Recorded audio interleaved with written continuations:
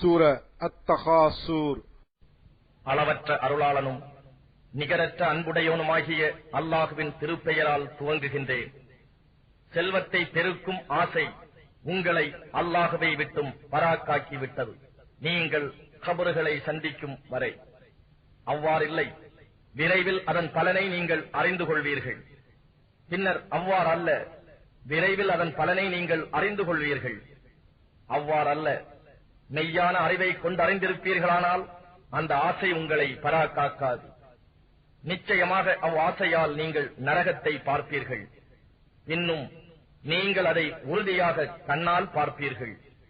பின்னர் அந்நாளில் இம்மையில் உங்களுக்கு அளிக்கப்பட்டிருந்த அருட்கொடைகளைப் பற்றி நிச்சயமாக நீங்கள் கேட்கப்படுவீர்கள்.